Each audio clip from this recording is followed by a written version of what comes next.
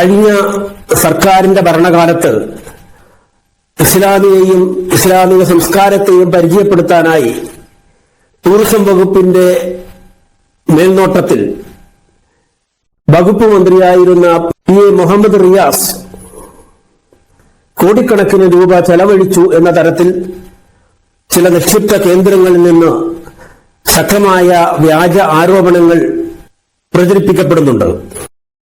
യാഥാർത്ഥ്യവുമായി ഒരു തരത്തിലുള്ള ബന്ധവുമില്ലാത്ത ഈ വ്യാജ ആരോപണം, ഈ വിഷയവുമായി ബന്ധപ്പെട്ട് നിരവധി തെറ്റിദ്ധാരണ പരത്തുന്ന സോഷ്യൽ മീഡിയ പോസ്റ്റുകളും വീഡിയോകളും ലഭ്യമാണ്. അതിൽ ഒരെണ്ണം സാമ്പിളിനു വേണ്ടി ഇവിടെ നൽകുന്നു.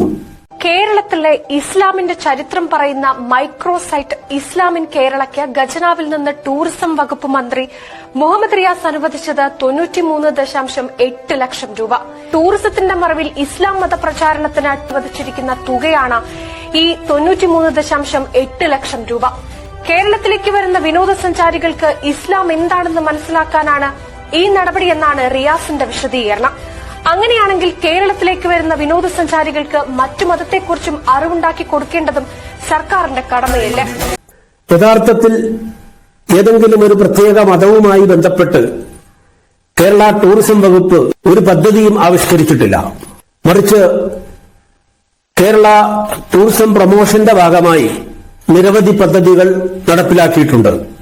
കേരളത്തിന്റെ ആദ്യകാല ചരിത്രം, ആരാധനാലയങ്ങൾ, കലാരൂപങ്ങൾ, വാസ്തുവിദ്യ, ഉത്സവങ്ങൾ തുടങ്ങി കേരളീയ പൈതൃകം പരിചയപ്പെടുത്തുന്ന വിവിധ മൈക്രോ സൈറ്റുകൾ ടൂറിസം വകുപ്പ് പുറത്തിറക്കിയിട്ടുണ്ട്. കേരളീയ പൈതൃകത്തെ സംബന്ധിച്ച് അവബോധം സൃഷ്ടിക്കുകയും കേരളീയ പൈതൃക തീർത്ഥാടന കേന്ദ്രങ്ങളിലേക്ക് സ്വദേശികളും വിദേശികളുമായ സഞ്ചാരികളെ ആകർഷിക്കുകയും ചെയ്യുക എന്നതാണ് പ്രസ്തുത പദ്ധതി കൊണ്ട് ടൂറിസം വകുപ്പ് ലക്ഷ്യം വെച്ചത്.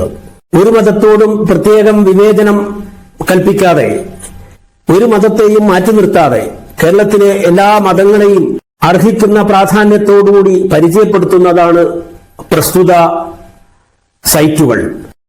സ്വദേശികളും വിദേശികളുമായ ചരിത്ര കുതുകികൾ, ചരിത്ര വിദ്യാർത്ഥികൾ, കലാകാരന്മാർ തുടങ്ങിയവർക്ക് ഒരുപോലെ പ്രയോജനകരമായതാണ് പ്രസ്തുത പദ്ധതികൾ. കേരളത്തിന്റെ വൈവിധ്യമാർന്ന മത സാംസ്കാരിക പൈതൃകം പരിചയപ്പെടുത്താനായി ടൂറിസം വകുപ്പ് മുമ്പും പദ്ധതികൾ ആവിഷ്കരിച്ചിട്ടുണ്ട്. തീർത്ഥാടന ടൂറിസം പരിപോഷിപ്പിക്കുക, സ്വദേശികളും വിദേശികളുമായ സന്ദർശകർക്ക് കൃത്യമായ വിവരങ്ങൾ നൽകുക എന്നിവയാണ് ഇതിലൂടെ ടൂറിസം വകുപ്പ് ലക്ഷ്യം വെച്ചത്. മതങ്ങൾക്ക് പുറമെ കളരിപ്പയറ്റ്, ആയുർവേദം, വിവിധ കലാരൂപങ്ങൾ, മാപ്പിള കലാരൂപങ്ങൾ, ക്രൈസ്തവ മതവുമായി ബന്ധപ്പെട്ട മാർഗംകളി, ചവിട്ടുനാടകം തുടങ്ങിയ കലാരൂപങ്ങൾ എന്നിവയെല്ലാം മൈക്രോ സൈറ്റിൽ ഉൾപ്പെടുത്തിയിട്ടുണ്ട്. ഈ പദ്ധതിയിൽ ഇസ്ലാമിനെയും അതിന്റെ പാരമ്പര്യത്തെയും പരിചയപ്പെടുത്താനായി ചെലവഴിച്ചത് 93.8 ലക്ഷം രൂപ മാത്രമാണ്, കോടികളല്ല. ഏറ്റവും കൂടുതൽ ഈ വിഷയത്തിൽ ചെലവഴിച്ചത് ഹൈന്ദവ സംസ്കാരത്തെ പരിചയപ്പെടുത്താൻ വേണ്ടിയാണ്. വിവിധ ഘട്ടങ്ങളിലായി ഹൈന്ദവ സംസ്കാരത്തെയും അതിന്റെ പൈതൃകത്തെയും പരിചയപ്പെടുത്താനായി ചെലവഴിച്ചത് ലക്ഷങ്ങളാണ്. കേരളീയ പൈതൃകത്തിൽ ഏറ്റവും കൂടുതൽ സ്വാധീനം ചെലുത്തിയ മതം എന്നുള്ള നിലയ്ക്ക് അത് ആവശ്യവുമാണ്.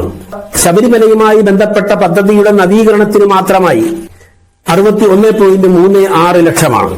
ചരിത്രപ്രസിദ്ധമായ തിരുവനന്തപുരത്തെ ശ്രീപത്മനാഭ ക്ഷേത്രത്തിന്റെ പൈതൃകം വിളിച്ചോതുന്ന ഡിജിറ്റൽ പദ്ധതിക്കായി ചെലവഴിച്ചത് 60 ലക്ഷം രൂപയാണ്. കൊട്ടിയൂർ, കൊടുങ്ങല്ലൂർ, ചോറ്റാനിക്കര തുടങ്ങി കേരളത്തിലെ പ്രമുഖമായ എല്ലാ ക്ഷേത്രങ്ങളുമായി ബന്ധപ്പെട്ട് ഈനത്തിൽ ഫണ്ട് അനുവദിച്ചിട്ടുണ്ട്. മൈക്രോസെറ്റ് നിർമ്മാണവുമായി ബന്ധപ്പെട്ട ചെലവുകൾ മാത്രമാണ് മുമ്പ് പറഞ്ഞത്. കഴിഞ്ഞ സർക്കാരിന്റെ കാലത്ത് കൊട്ടിയൂർ ക്ഷേത്രത്തിലെ ടൂറിസ്റ്റ് സൗകര്യങ്ങൾ മെച്ചപ്പെടുത്താനായി ചെലവഴിച്ചത് 1.78 കോടി രൂപയാണ്. ഇതിൽ മൈക്രോസെറ്റ് നിർമ്മാണത്തിനായി ചെലവഴിച്ചത് എത്രയാണ് എന്ന കണക്ക് ലഭ്യമല്ല. മുമ്പ് പറഞ്ഞതുപോലെ ക്രൈസ്തവ ജൂത മതങ്ങളെ സംബന്ധിച്ചും അവരുടെ പാരമ്പര്യം പരിചയപ്പെടുത്താനായി ഫണ്ടുകൾ ചെലവഴിച്ചിട്ടുണ്ട്. ക്രൈസ്തവ മതവുമായി ബന്ധപ്പെട്ട മൈക്രോസൈറ്റിന് 18.48 ലക്ഷം രൂപയാണ് ചെലവഴിച്ചത്. ജൂതമതവുമായി ബന്ധപ്പെട്ട് 18.04 ലക്ഷം രൂപയും ചെലവഴിച്ചു. ഇവ സംബന്ധിച്ച വ്യക്തമായ കണക്കുകൾ കേരള ടൂറിസം വകുപ്പിന്റെ സൈറ്റിലും ഇതര അംഗീകൃത സൈറ്റുകളിലും ലഭ്യമാണ്. സത്യം ഇതായിരിക്കെ സൗകര്യപൂർവ്വം യാഥാർത്ഥ്യങ്ങളെ മറച്ചുവെച്ചുകൊണ്ട് ബോധപൂർവം വർഗീയ ധ്രുവീകരണത്തിനും സാമുദായിക വിദ്വേഷത്തിനും കളമൊരുക്കുകയാണ് ചില കേന്ദ്രങ്ങൾ.